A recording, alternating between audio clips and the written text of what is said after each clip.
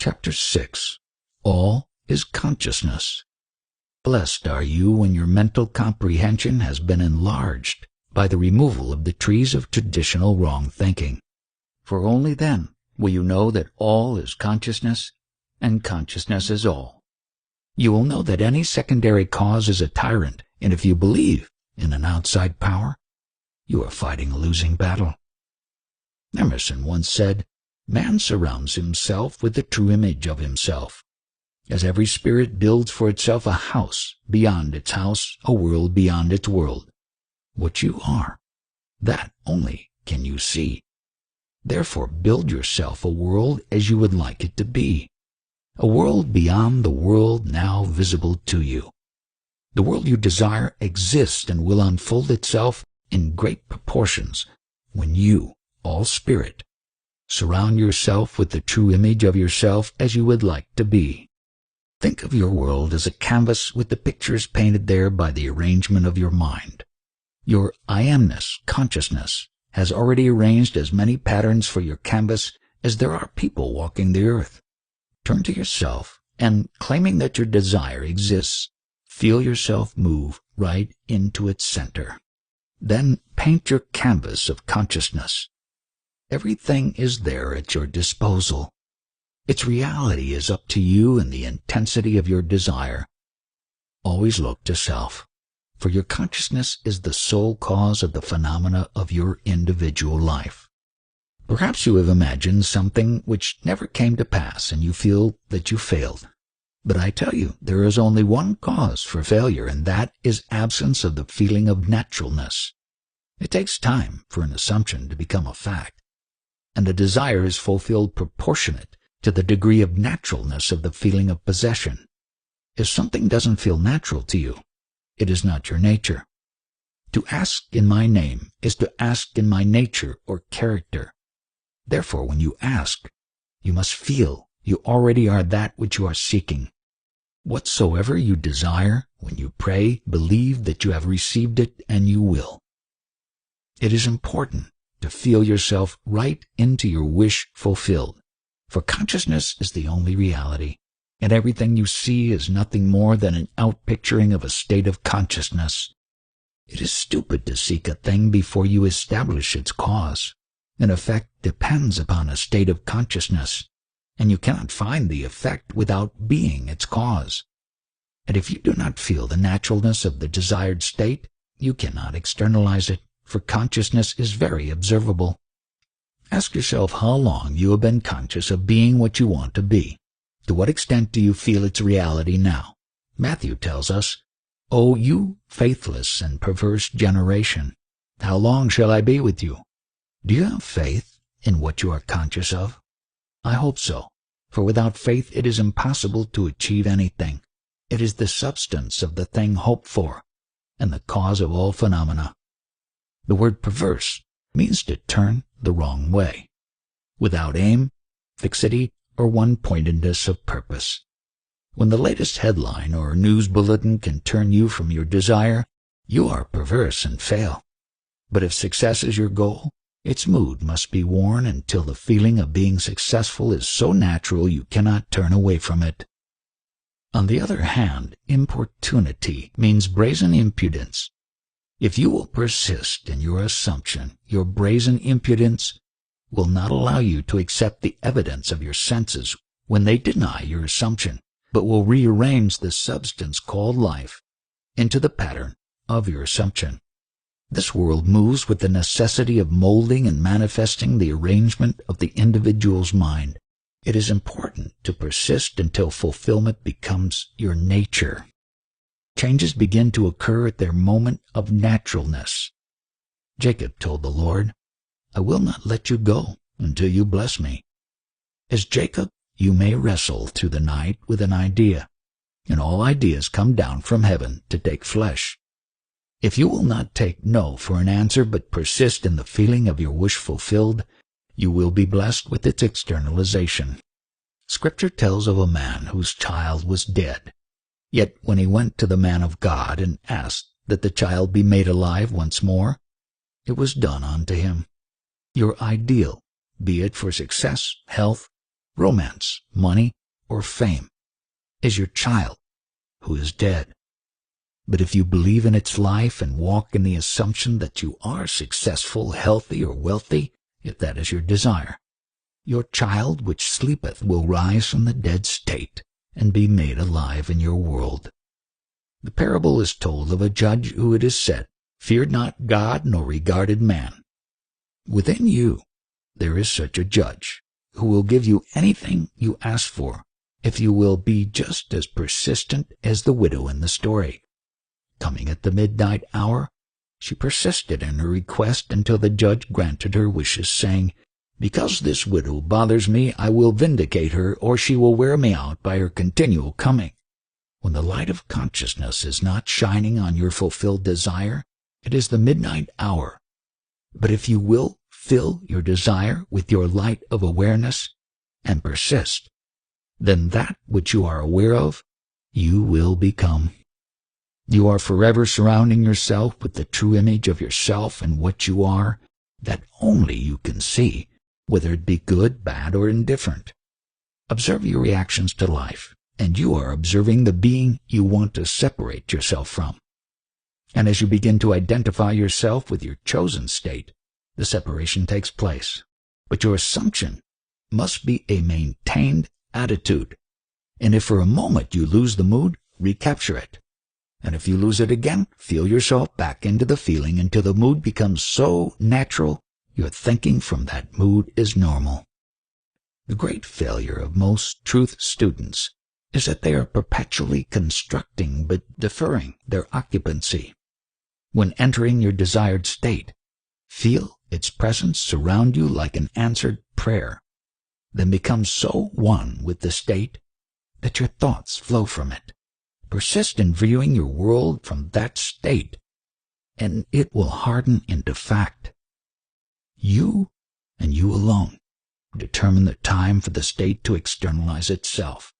If your mind is so disciplined that it cannot be turned or diverted, your heart's desire will be outpictured on your screen of space. But if you believe in any secondary power, your belief will cause its delay. Your awareness is the power of the Word. It is divine, not divisional. There are no two I ams, but one I am, standing on many levels.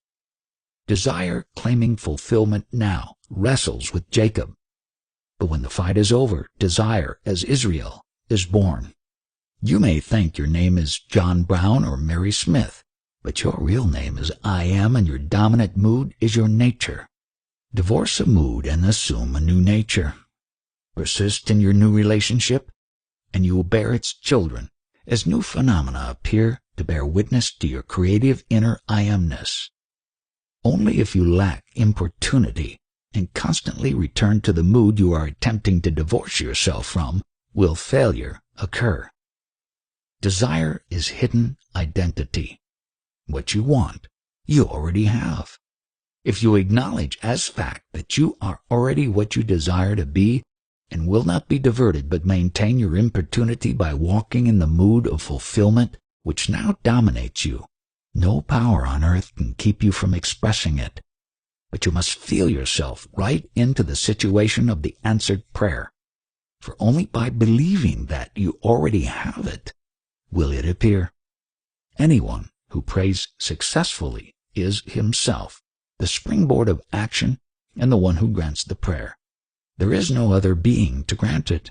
The one who receives the answered prayer is the one who grants it through the act of rearranging the mind.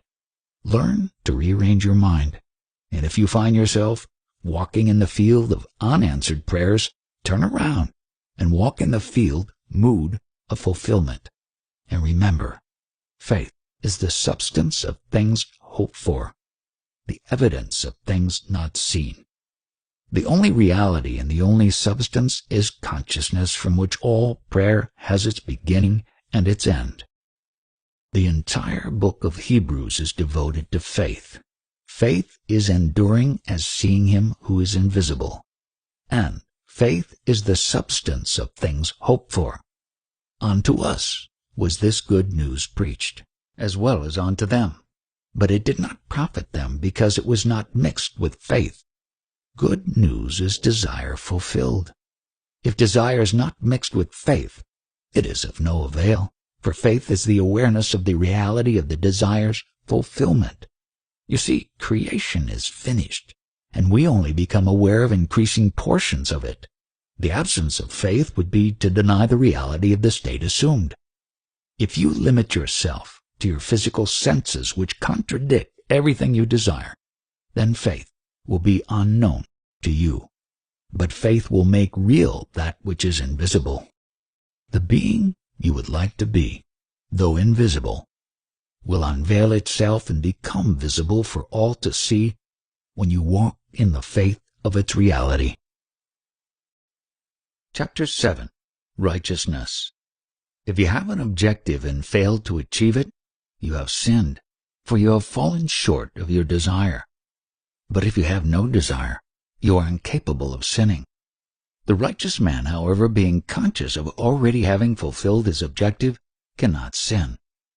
In the book of Daniel we are told to break off your sin by righteousness. This has nothing to do with any church or ritual, for righteousness is right thinking. In the book of Genesis the story is told of Jacob's desire to increase his wealth. Lifting his eyes in a dream he beheld the spotted lambs, the ring-striped goats and cattle. Then he said, I will hold on to my righteousness and not let it go. So shall my righteousness answer for me in time to come. Follow Jacob's example. Lift up your eyes with a controlled imagination and see what you want to see. Believe in your vision, and your faith will make it solid and real in your manifested world. While sitting in your chair, you can assume the state of consciousness you desire to possess, even though your reason and outer senses deny its reality. Then, as Jacob, you can say, My righteousness shall answer for me in time to come. Jacob knew that he could not become perverse and turn from the new state, but that if he maintained a consciousness of having what reason denied, including the law of genetics, he would achieve his goal. God the Father is not a man, but the dominant idea that you serve. The enemies of that idea are those of your own household, your own thinking. Hold the dominant idea in your consciousness, and in a way you do not know, your righteousness, right thinking, will cause the desired state to externalize itself in your world.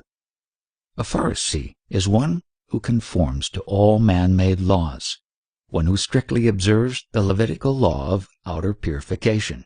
Now we are told, unless your righteousness exceeds that of the scribes and Pharisees, you will never enter the kingdom of heaven. But seek ye first the kingdom of heaven and its righteousness, and all these things shall be added unto you. True righteousness is consciousness. We confuse the word and seek righteousness as a thing, but the consciousness of being is the magnet that draws a thing to it. Permeate your consciousness with the feeling of being the man or woman you want to be, and your righteousness will bring it about. You cannot inherit Christianity. Rather, you adopt it. As you come into its inner conviction, you become cleaner and more noble. Christ taught righteousness in his law of identical harvest, saying, As a man sows, so shall he reap. Taken psychologically, a state of consciousness sown within the mind will be harvested without as external events. And in like manner, as long as you remain sowing your present state of consciousness, you will continue to encounter similar events in your life. Walk conscious of the feeling that your wish is fulfilled, and you will never sin by missing the experience of fulfillment. But you cannot turn away and return to your former state. We are all the prodigal son who went astray. But we are told that when he came to his senses and he turned around and entered his father's house, at which time he was given the fatted calf, the robe, and the ring. When you observe who you are in consciousness and come to your senses by turning to your Father, the state desired, it will be given unto you. Watch your reactions to life and you will discover where you stand psychologically. If your reactions are unlovely, you are walking in the mud and mire, feeding the swine. But when you turn within to the Father of all life and enter the state you desire by assuming its fulfillment, your actions will be lovely. Persist and you will move out of the mud and mire and enter the kingdom of the wish fulfilled. There is no such thing as righteous indignation, for the wrath of man cannot work righteousness. Nothing so unlovely as righteous indignation could be right consciousness. My goal is to be one who expands in consciousness, for I am a teacher and I must ever grow as a teacher. This is my aim, and I must remember it morning, noon, and night. I must persist in that state as it externalizes itself in my world. There is a story told of a little blind girl who had 5 brothers. The brothers, trusting their senses, went out into the world and lost their way, while the little girl, unable to trust her senses, wove a thread of gold. Attaching one end to her finger, she tied the other to the sun and never lost her way. You, too, can learn to trust the light of consciousness by holding on to the thread that is your aim and not allowing yourself to become enmeshed in the evidence of your senses. Remembering your desire, you will not get lost like the 5 brothers, as you will not be concerned with what others are doing, but simply walk conscious of being the one you want to be. No power can keep you from your goal when you are conscious of already having attained it. You are told, seek first the kingdom and its righteousness, and all these things will be added unto you. The kingdom of heaven is within you. Turn within, and you will find the power to produce what nature and your outer senses deny. Test yourself by controlling your thoughts, by seeing only what you want to see, and hearing only that which contributes to the realization that your world is as you want it to be. If you will keep controlling your world in your imagination until the one sensation crowds out all other ideas, your right consciousness will answer for you, and your dream will become your reality. But if you don't feel fulfilled, you can easily be diverted and miss your mark. The Bible's teaching is one of rising higher and higher in consciousness until rebirth occurs. There is but one purpose in life, and that is to rise higher and higher on the vertical bar of the cross. Knowing the state you desire to express, walk as though you are now expressing it. No man, having put his hand to the plow, looks back. In other words, once you have moved into the new state, do not look back at the old state, or you will become as Lot's wife. She looked back and was turned into a pillar of salt, which is a preservative. The moment you look back at your former state, you re-enter it, as all states exist, preserved in your imagination and ready for occupancy. The kingdom of heaven is a higher state of awareness, a step above where you stand now, and each higher level is reached by a change of attitude for the better. There is not a problem that cannot be resolved by a change of consciousness, and that which requires a state of awareness to produce its effect can never be effected without that state. It is the height of folly to expect security while being conscious of insecurity. On the other hand, you cannot be insecure if you walk conscious of being secure. You don't have to pull strings to get what you want. All you need to do is walk in the consciousness of already having it. For an assumption, though false, if persisted in, will harden into fact. Don't try to be a better man, but try to be better at something. Most metaphysical students have no aim, claiming God knows best. But I ask you, how can this be when you and God, your Father, are one? Human nature wants the thing to come first, with belief to follow. But I say, you must assume the consciousness of already having or being your desire before the sign that you have it can appear. Signs follow. They do not precede. Seek the conscious feeling of having already reached your goal, and the sign that you have achieved it will follow. You don't get things and then become righteous. Righteous is right seeing. Always claim the level above the one you are now on by dying to your present level. For your Father's house has many mansions. Let go of your present mansion and reach for the one you seek.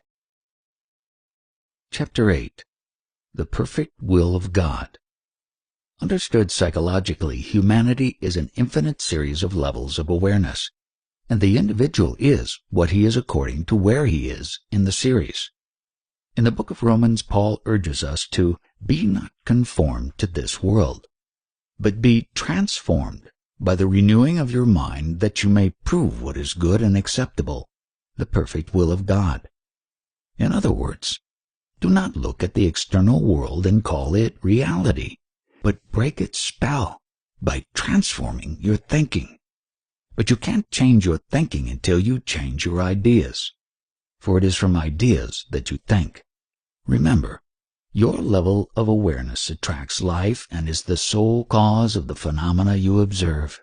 To be aware is to do the will of God, whose name is I Am. Always being aware, what you are aware of is what you are.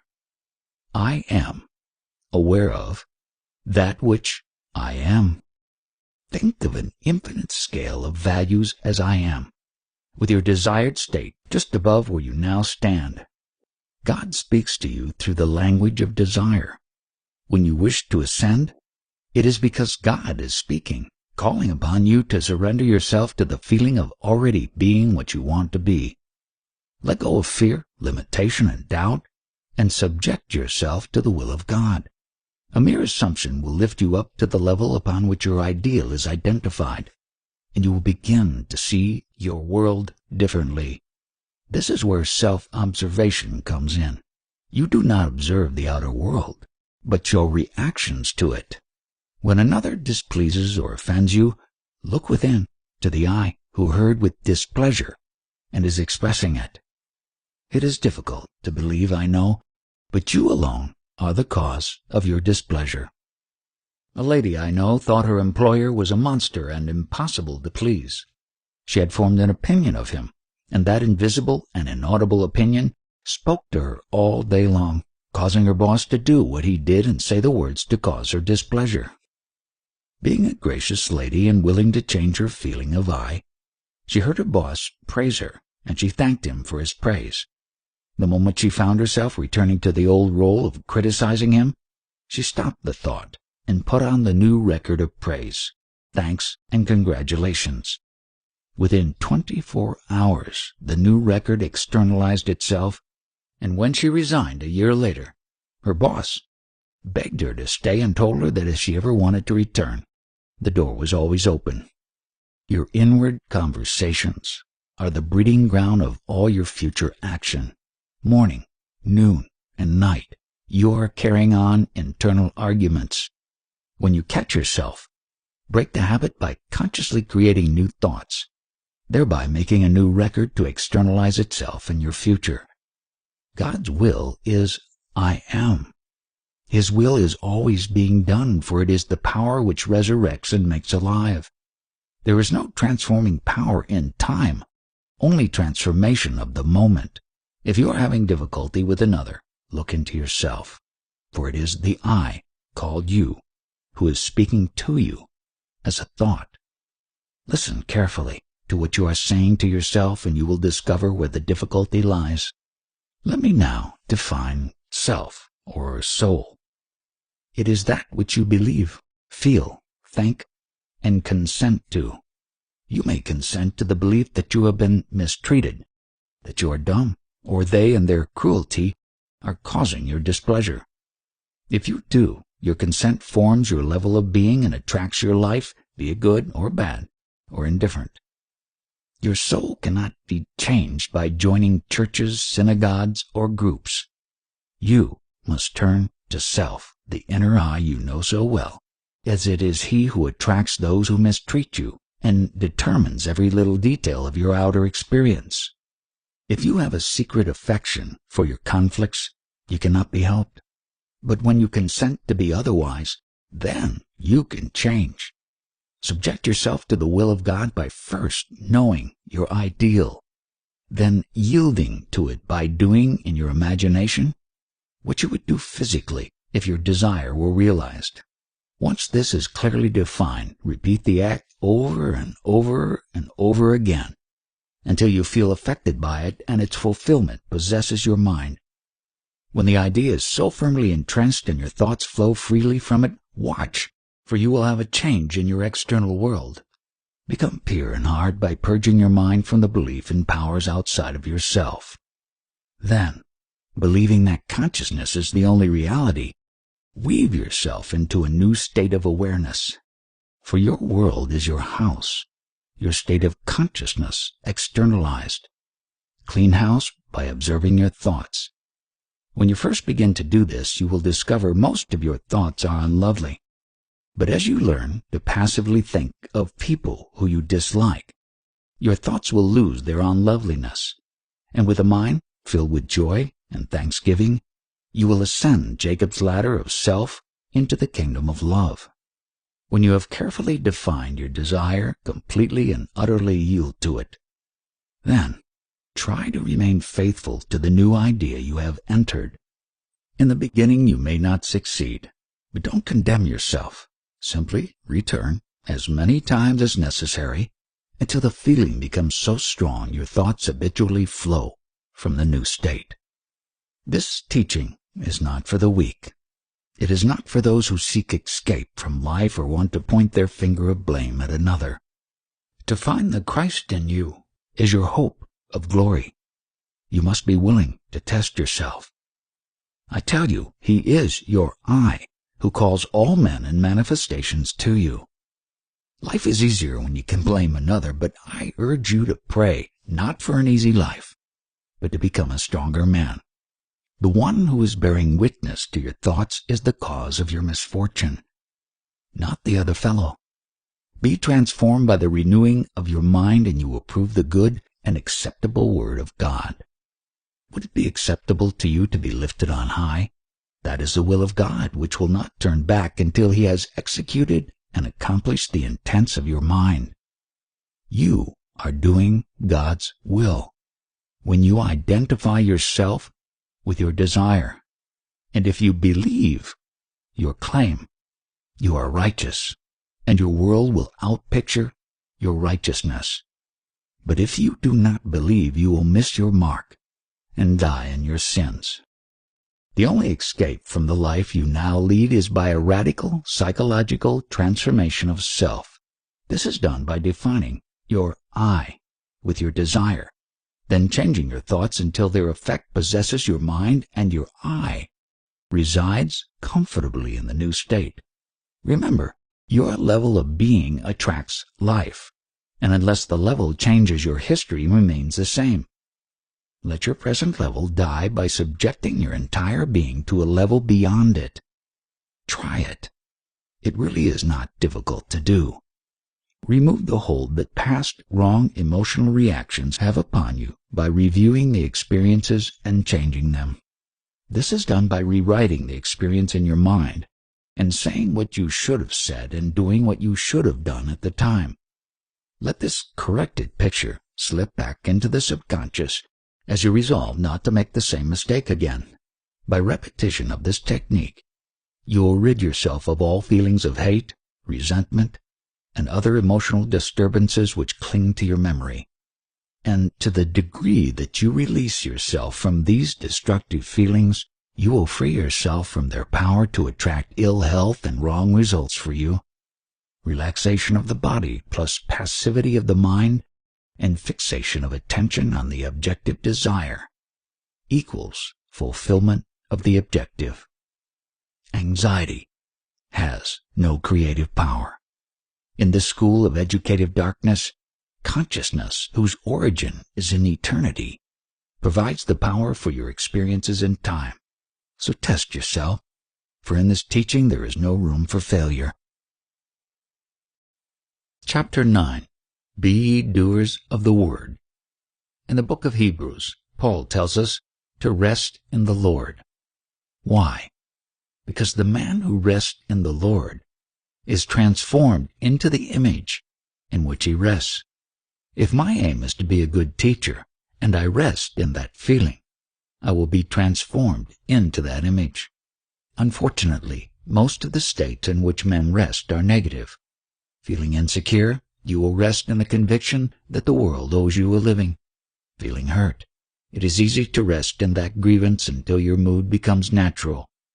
You may condemn the state and believe others to be the cause, but through your feelings of being hurt, you will be transformed into the very image of the state you condemn. And if someone seems to cause you displeasure, remember, there is no other. The state in which you rest is causing you to listen to silent and invisible conversations. Although the words are heard by you and you alone, they act as magnets and draw to you the circumstances of your life. Be ye doers of the word and not hearers only, deceiving yourselves. Every meeting I share with you the knowledge I have gained through personal experience, but I cannot make you put this knowledge into practice. As a teacher, I demand results. As a student, I urge you to test this truth, for if it is true, it will prove itself in the testing. In the 25th chapter of the book of Matthew, the parable is told of the servants who were given talents by their master. One was given 5 talents, which he increased to 10. Another 2 talents were given, which were increased to 4. And when the third received his 1 talent, he buried it, thereby never allowing it to increase. When the master returned, he rejoiced at the increase he was shown by the first 2. But he took from the one who had placed his talent in hiding, and gave it to the one who had 10, saying, To everyone who has, more will be given, and he will have abundance. But from him who has not, even that which he has will be taken away. This teaching is like the talents. Practice daily, your power of awareness will grow. If you are a hearer only, your knowledge not used will soon wither away and atrophy. Test yourself every day. Leave the other fellow alone and turn to self. For the promise is, according to your work will it be done unto. The man who overcomes himself rises to a higher level of being. Uncritically observe your reactions to life, then work on yourself by practicing this psychologically. Only by working on self can you rise to a higher level. But you cannot do it with a negative emotion. It must be a positive one. We are told to lift up your eyes unto the hills from whence cometh your help. Negative thoughts cause downward emotions, while positive thoughts elevate. If you listen to your thoughts, stop their negative flow, and change them so that you are hearing what you want to hear, you will feel a positive emotion of relief by stillness that brings with it the knowledge that your prayer has been answered. Now, as the title of this lesson implies, we are urged to be doers of the word and not hearers only, deceiving ourselves. In the book of James, a hearer is defined as like a man who observes his natural face in the mirror, then turns and forgets what he looks like, whereas the doer is one who looks into the perfect law of liberty, perseveres, and is blessed in all that he does. How do you go about looking into the mirror of the mind and being pleased with what you see? By looking into the face of your wife, husband, parent, or friend. Close your eyes, relax, and think of a friend who would rejoice in your good fortune. Tell him your good news, and watch the expression of joy appear on his imagined face. His expression will liberate you, as his knowing has set you free to express your desire. Having looked into the perfect law of liberty, persevere, and you will be blessed in the doing.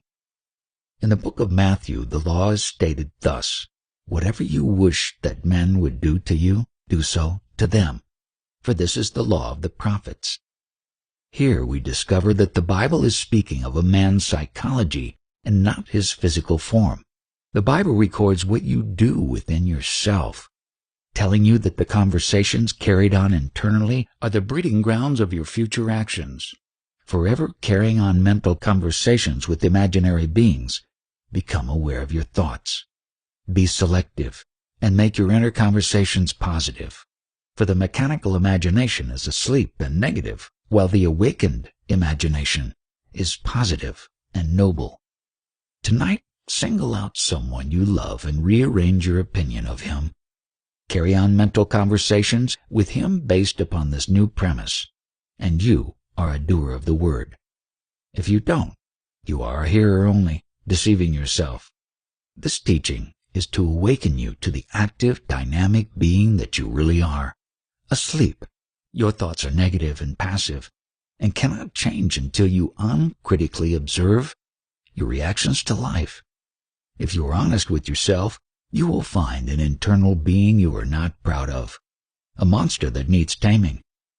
Tame that monster by filling your mind with positive thoughts of joy and fulfillment, and you will turn that monster into a being of love. Get into the habit of observing your reactions to life. Give yourself your daily bread by giving yourself the ability to no longer react negatively. Become a doer by recognizing a negative thought, then breaking it and going immediately to a positive one. All of your grievances, your hurts, self-pity, and belief that others are the cause of your sorrow are animals which need to be sacrificed on the altar of consciousness. Letting all negative feelings go, select the mansion, state you desire to enter, and go in. The law which brings poverty into being also brings wealth. Let the weak man say, I am strong, and the poor man say, I am rich. For only that which you affirm within yourself can be outpictured. Feel yourself into the state of poverty, and the poverty is outpictured. Feel yourself into the state of security by saying, I am secure, and security will result. But if you do not feel yourself into the state desired, you will be forever free of its results, as that which requires a state of consciousness to produce its effect will never be affected without such change in consciousness. You must feel yourself right into the situation of your answered prayer. Then live and act in that conviction. If you don't, you will never know the results of that state. Your fortune or your misfortune was brought into being by your state of consciousness. There is no other cause. Have the courage to accept this, and then become a doer, and in so doing be blessed in your every deed. Start now to become conscious of what you hear yourself say to yourself, and stop receiving those impressions mechanically and unconsciously. What you hear must be filtered through what you are, and what you are is what you hear. Kind thoughts stem from kind ideas, created by a kind person.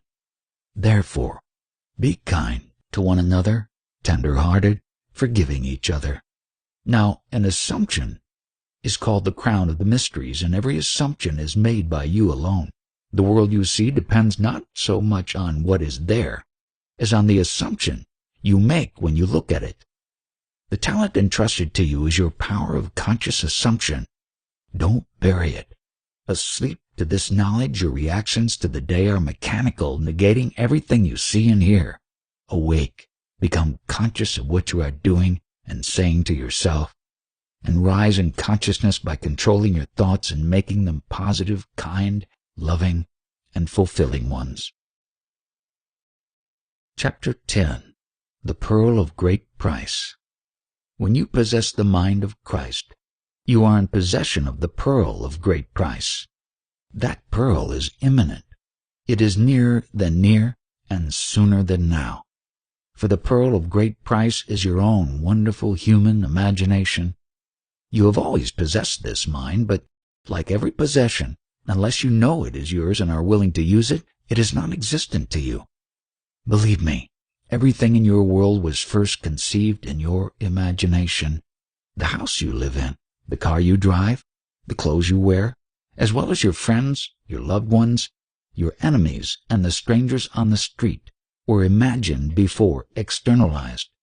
Now it is time to control your human imagination and govern it by love. I urge you to awaken to the discovery that everything you seek in time is contained within you. There is only one mind with unnumbered levels of awareness. Your level determines where you are and what you are. For what you think, you are.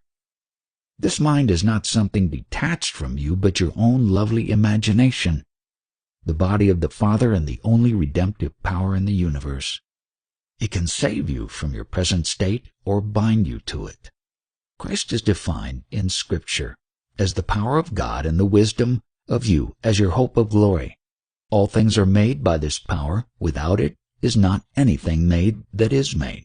For Christ, who is your own wonderful human imagination, is yourself. Looking with the human eye, you see a world outside and seemingly independent of your perception. But when you view the world through the eye of imagination, you understand its meaning.